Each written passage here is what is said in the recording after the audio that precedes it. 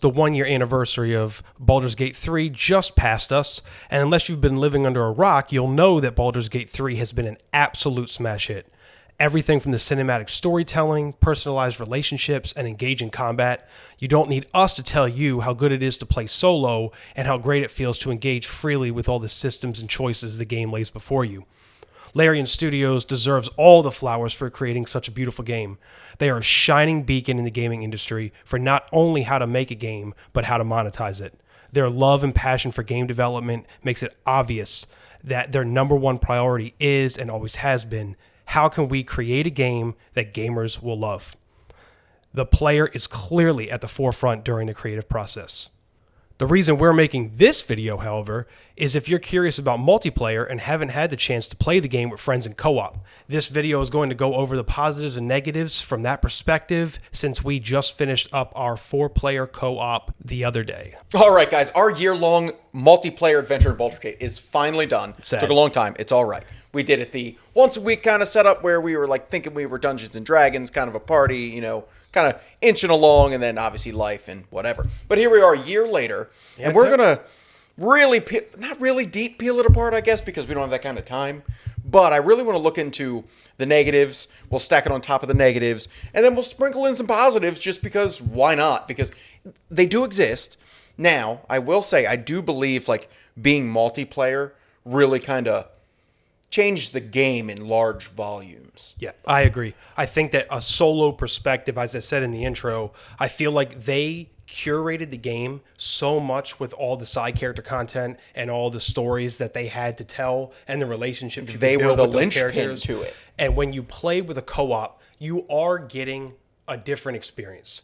You are creating the side characters with your friends that you play with or family, and so you kind of forego a lot of the side content. At least we did. No, we didn't even get half of the characters Yeah. that I can recall. Now, I will say at the end, I just want to say this was the first game in probably my adulthood that I have seen rolling credits of a game. And to be honest, I thought the very end of the game was pretty good. I thought it was pretty well done. Oh, about, I thought like, how it ended. Yeah. And, like, it wrapped up well. Sure. About like what it built to, and then what we had to fight through in order to actually get to the ending. And then, but being multiplayer and not having those main characters of Shadowheart, Starion, you know, Karlach, and Gale, we never got him. There was a lot of things that we probably missed, but, you know, we created our own story. We did. sped through a lot. But I want to look at it from the bottom of it. Like the system, the game in which you're playing is you really want to pick up loot. That's all we really want. Loot is a very big part of the game. It's the treat system, but it fucking sucked. Yeah. I don't know how else to put it. I know, as everyone who knows who's played the game solo, it's a fixed loot system. So the loot you find will always be the loot in that area for that boss or that, you know, encounter. It'll always be the same exact thing. So it's fixed loot. I did not know that. And on top of that, I don't know about you, I never felt like great differences in like the items I picked up or the powers I got from them. And just to piggyback on your point, a common bow that did 8 to 10 damage, or my epic bow that did 11 to 13. Yeah, I know the loot to me was a negative. I like dynamic loot where it can always change. There's a probability that something drops, because then it's almost like this loot mechanic that you don't have to pay for, but you always have that satisfaction of like, if I beat this boss, will I get the drop that everyone's talking about? And then if not, what kind of mechanics exist to where you might be able to find it elsewhere? I think you also in WoW set up that Warcraft's way. like you.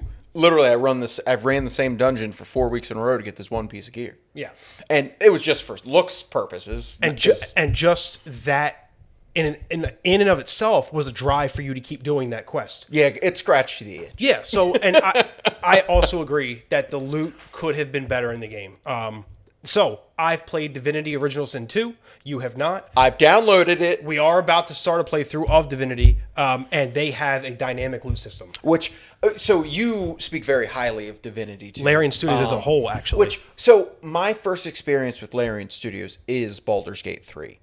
I trust you in saying that Divinity will be better, because Baldur's Gate, Doesn't really rank up there really with a great game in my eyes, but I really enjoyed. Now, I was going to say that the multiplayer aspect of this game seemed like it was an afterthought, which most multiplayer is nowadays. It's we should do it. If you're not there shooting people running through a battleground or doing Call of Duty or, whatever the kids do, I don't know. But, like, that multiplayer is built for that. It's competitive. It's PvP.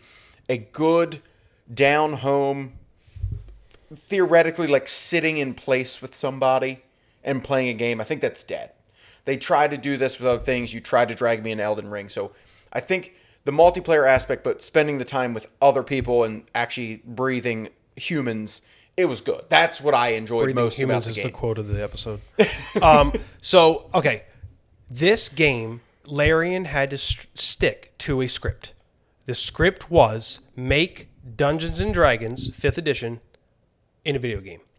That in and of itself is not an easy task. And that sounds like a tough call. They have done it better than I think most other studios could do it. Okay. Using their base, like, concept of, like, Divinity, because you said it had some similarities. Sort of, yes. But, like, they had to adopt it in the same engine. Dungeons & Dragons. Right. Yeah, it has to fit inside the rule set. So a lot of the issues that I'll have, like the level cap, for instance. So I felt like we hit max level in Act 2, halfway early. through? No, we were in Act 3. We just got to Act 3, and we had hit I wouldn't know what level. Act 2 and Act 1 and Act 3 were because there's no clear distinction except, are you ready to leave this? But you can float freely between them all. I had no idea where we were at any time. Well, I just thought that I know that in D&D, if you get past 12 level, you start having mechanics that can break the game. And because of that, they didn't put it in the game, and they've highlighted this as a fact of why 12 was a hard cap. But I just feel like if that was going to be the case, then maybe make the leveling take a little bit longer. And I know the counter argument to this is if you make it too long, you get to max level, and then you can't even appreciate what you got at max level because the game's over. So it's a very fine line that we're trying to tread here. Ultimately, I feel like it was a little bit too early before the end of the game, because then you lose a little bit of the progression and the interest to keep going because it was that next level that you kept trying to get this new ability or a feat that you unlocked or to progress into multi-class so that way you could get some other skills from a different class. So for that reason, I thought it could have been better, and I don't even know if that's really a Larian thing or just the constraints around trying to make 5th edition Dungeons & Dragons work in a video game. I'm just a guy in a basement talking on a microphone. But if the leveling system was expanded upon and you reached level 12 at the story campaign part of the Elder Brain, Nether Brain, whatever you want to call it, I would have been comfortable with hitting 12 right before that small, like, story arc. Yeah. Like, if you were, like, 10 and 11 getting the nether stones, and then you hit 12 as you were starting to figure out the brain, and you were reaching other, like, dealing with our tentacle beauty queen that we all had relations with. It's okay. We can talk about that later. But, like, that's what I'm saying. Like, they definitely could have did that, and I would have been okay with that spread a little bit better. I'm willing to admit that's a subjective thing, and everyone's going to have a different bar for where they think the leveling cap should end based upon the constraints around 5th edition Dungeons & Dragons. If you have a different opinion, put it in the comments below because, I think we're kind of agreeing there. He just wants to... So one of the things that I don't think gets us past, for me at least, and you can't speak to this because you played full screen. The other person I played with played full screen, but my wife and I played split screen. I know there is a patch coming in September that's going to fix split screen. But game's dead. Know that. Game's dead, boys. But I can only speak to the experience that I had while using split screen. And that experience, I'm coming from Divinity. So Larian is the same studio that made this game. There was not the seamless come together moment where if you're in the vicinity, it's one screen. And now you're operating in one. You don't have to like divide the screen in half. Or in combat, where we're all doing the same thing basically in combat. Or at least if you are doing combat, it should have all been one screen. So at least combat. So that to me is something that I truly did not like, and I feel like is a regression from Divinity Original Sin 2. Right. No, I get that for sure. In their last game, they nailed split screen. it was, you could do this half screen if you want. You can go this way. Your other party member can go that way. My wife. But when you come back together, the screen is seamless. Combat is seamless. And that, to me, is something I think is a missed opportunity. And guys, this is coming from a dude that's on a 108-inch big screen TV, backlit, the bells and whistles. And, that's half of his TV is the size of my TV. So I can only assume that if it was a legitimate problem, it would have looked really good if it was one screen for a lot of the experience. The other issue that I feel like I don't know if I can give too much of a pass for is inventory and inventory management. I know there are hotkeys you can press, and by the way, just so everyone knows, we played on PlayStation. So this may or may be PC. This may or may not be an issue on PC with inventory management as much as it is on controller. But I felt like even sometimes when you pick something up brand new, it didn't come if you sorted through latest. Oh my God. It didn't actually sort correctly. No. The items were really small that you were going to. I feel like they could have just put everything in neat little boxes for you. Like equipped. Yes. Or keys. I see you could organize it, but it was like you said, it was never food. It never made sense to organize it. And then you have a giant inventory chest in your camp. Yeah. Never used it. Yeah, so that to me was also something that was a little bit lacking in my opinion, especially playing split screen. It's even smaller. So those icons are even smaller and the navigation of it is a little bit wonky. How many times did you recolor something that shouldn't have been recolored? I did it a lot. Oh, yeah, because I didn't know what was what. And that system in there that was built in the inventory system was trying to customize your colors.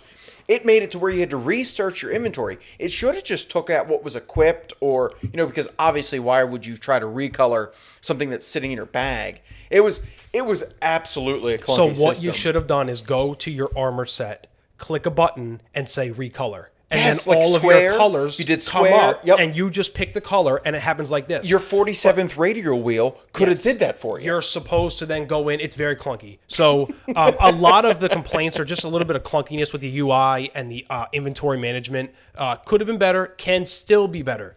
My biggest issue with the game, all right, and we're going to get to positives. So there are a lot of positives, especially for me, in the experience we had together. Do the negatives outweigh the positive? But no.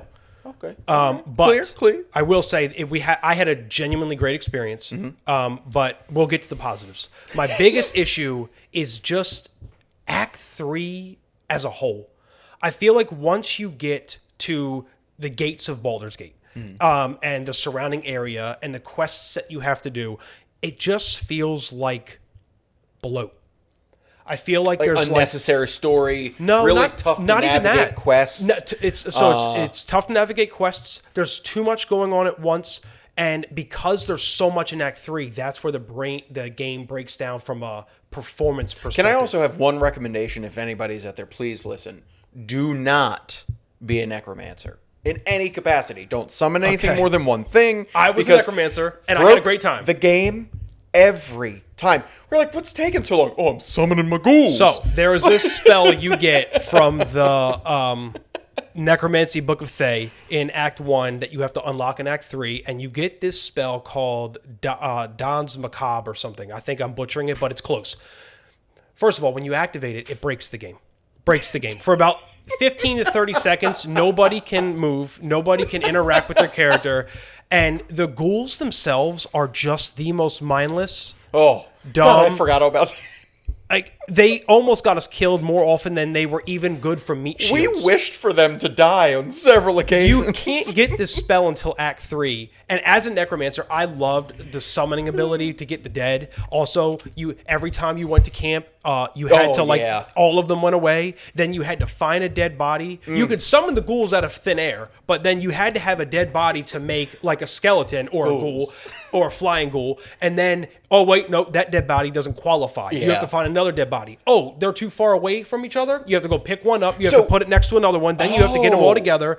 It is. I didn't know you could pick the body up and move it closer because I wondered why that mechanic existed. If you weren't in range, and it's not like, oh, hey, we'll do 3 of the 4. No, we won't do any of them. Yeah, so it was very clunky. I could navigate it because I've done this in different games before, so I feel like I handled it as good as you could have handled it. I mean, like and I had about 12 whining child, because it just didn't work. I had about 12 summons at once that we were running around with. I had an Earth Elemental. I had the Das Macabre spell. I had my Flying Ghouls. I had Your like a ice little demons. I had the ice the ice dragons. There were so many things that were going on, and a lot of it I really did like. I think you got to unlock a lot of the And I vote for necromancy Earth stuff Elemental. way too late into the game. That was another thing. I feel like they could have given you a little bit more to do earlier on. Because the leveling system, it all goes back to the leveling system. That's D&D problem, not a Larian problem. So we're complaining about D&D because that's the rule set. And you'll understand a lot more of this about when we play a game that Divinity built from the ground up.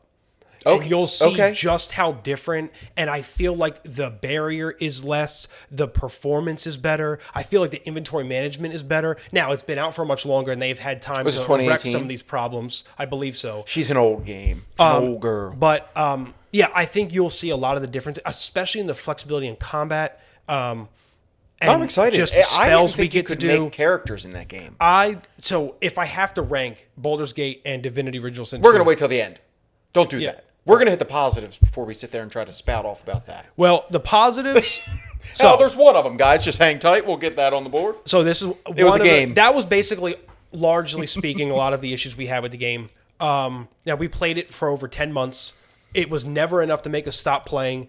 There were a couple times where the loading screens took 5 minutes in Act 3, and I'm not kidding. I wish I could have timed this. It was about 5 minutes. One time, right before the end of the game, we had almost lost our whole save file because we weren't even sure we could fix the bug that was happening. yeah. This was like a week ago, by the way. That was our second to last playthrough. Yeah, and we almost lost it and didn't know if we could even load something that would allow me to have you guys all join. Right, and so we were panicking. We were ready to I was re-roll. really panicking, and it was about to like really sour my experience. We fixed it. We solved it. We got to the end. Now, with all that being said, it sounds like we had a terrible experience. We did not. I'll speak for myself and my wife as well because we've talked about this at length before we came to record. We always look forward to coming and playing again. We always look forward to the next encounter and trying to like progress the story a little bit. Now, we did set hours aside. We made it a thing. Like your traditional tabletop D&D, we made that like once a week, maybe twice a week for about 2 hours a night. Yeah. So we were pretty consistent Which is with why it. it took us so Obviously, long. we have to accommodate lives and things. Yeah. One of the best parts to me was just like the teamwork that we had to do, where we were trying to figure out a quest and we were trying to figure out where to go, and literally just the minute-to-minute problem solving that some of it took, where we were locked up in a jail cell. How are we going to get out of the jail cell? May I interject another negative? Sure. The map. I hated it. Okay. Because no matter the mini-map, I experienced mini-maps in Warcraft. The mini-map, no matter which way you looked at it, the wrong thing rotated. It was hard to navigate. Like, thankfully, they put bubbles on the minimap of, like, if I saw your character down the way, I knew the direction to roughly go. Okay. But I don't think any of the four of us that were playing really enjoyed the map system at all. It was hard. It could be better. It wasn't one of my top criticisms of the game because you And could I always played load full up the big screen, one. and it was very small. Yeah, and I think you could even edit the size of it. I couldn't imagine doing it split screen with, like, that. You couldn't see anything. Again, one of the biggest issues with me was the split screen. Sorry, back to positivity, guys. We're here. The moment-to-moment, just general figure this out portion of the game, where it was like trying to solve, like, where we were in this one tower that was like built by magic, and you had to navigate different rooms in a certain order in order to get to where you had to go. Yeah. There were so many instances where outside of combat, it was very enjoyable. Which brings me to another huge, I think the biggest positive, which was we all just loved the combat. For sure. The strategy behind it, the excitement. Like, we obviously played 4 different classes that were good at different things. So entering combat really played a key. Stealthing in made it different. Levels of terrain could make a difference. Like, Somebody having a bow was just for really range cool. combat. Yep. Somebody having magic spells that could engage from distance. A barbarian that could literally run up in front of your face and just beat the fuck out of you in rage mode. Oh, yeah, for sure. Our that was party great. synergy, I thought, was on point. We had a healer. We had somebody that was going to punch you in the mouth. We had a caster. We had somebody that was in the back as a ranger. It was a really good mix of classes to me. Oh, we checked every box. We did. And we did a really good job, I think, we didn't die very often. Not once we understood it. Like, it took us a minute to understand that we had to strategize. Yep. And so if you're lower level and we were always probably going after things that were 1 or 2 levels above us. So we had to be like, if we did mess up, we were dead. But then we realized that I like the difficulty. I kind of realized that dying was part of the game. It is part of the game. Yeah. Like, to have your healer or have a resurrection or somebody could whip a potion at your face from across the map. But that was part of the game, and because I never want to die. I don't like dying. That's why I picked Ranger, really. But if I did, I'd be like, oh, okay. Now, there were some combats that were meaty.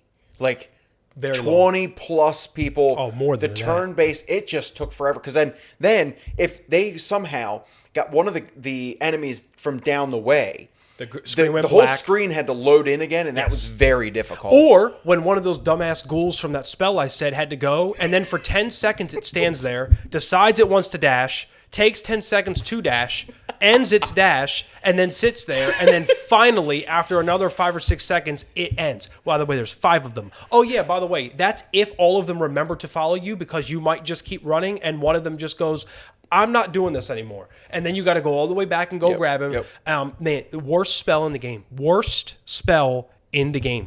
And you had to wait till Act 3 to get it. That was supposed to be your best thing. My favorite part, by far, this is like not even close. We had so many hilarious moments playing this game. Oh, you should be able to get this. Easy peasy. Nope. Barely. Wow. I'm so sorry. Why did you fight the dog? Okay, we're gonna move to non-lethal.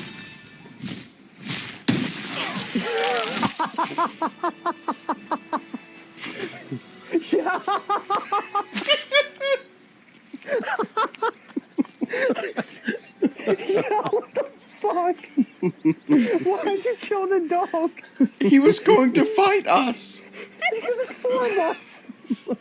You don't have to do res scroll on me. You can just pick me up.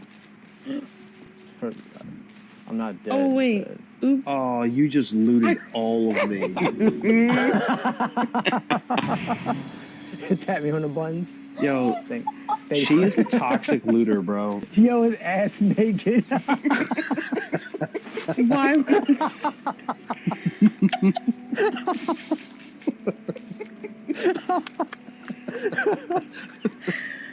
Wow. Bro, those are some healthy hits. The fuck? Okay, y'all can. John's gonna get fucking plucked up. I don't know how I got in front of y'all. Look at this shit. Yeah. This is fucking racist. Where we literally just busted out laughing to where I swear we couldn't play or continue for like 5 or 10 minutes. There was one time I died and my wife went tried to res me and instead looted everything on my body and left my naked corpse on the floor. And I got to tell you, it was one of the funniest things. He was a fine-looking corpse, I'll tell you that much. There were so many instances where just playing the game and just going through the motions of what Larian created for us led to so many hilarious instances where... Yeah, but, so we're saying it like that. And so we talked about like the combat system, yet we had several complaints about it. Now we're talking about the comedic value of some the game. of the comedic elements were... it was fantastic. Reminded me of a show called Vox Machina. Yeah. But... some of the laughs were bugs. So, like, some of the issues there. The game has been out a year, though, but why are we not fixing it? Obviously, I know they gave up on it. Actually, I'll be honest with you. That's not true at all. I think you're going to get the internet to come at you because that's actually factually incorrect. And one of the best things Larian is doing in the game is making sure that they have constant updates coming out. I thought they weren't updating it. They weren't doing oh, no, absolutely not. No, it could not be farther from the truth. They are updating this game and have been updating the game on a consistent basis without fail with patch notes that are thousands of lines long. And Okay. the fact is, they've made an enormous game. And I think it's almost and borderlines too big. We are not giving enough credit for how much of a job this was. I don't and know the job. I don't know how many other studios currently operating could have done this. Right. But because of that, there's a lot of bugs that had to get ironed out. And to this day, like split screen, like Act 3 performance, and like a lot of other things, they are still trying to fix them, but they haven't given up on it by any stretch. There's a patch coming out that completely fixes split screen next month. Yeah, but are we fixing any of the other problems? Yeah. Okay. All they're doing is fixing Are problems. we going to play it again? Yeah, I mean, I don't ever plan on stopping to play. I mean, I've played through Divinity like 5-6 times, and I'm gonna get ready to do it again with you.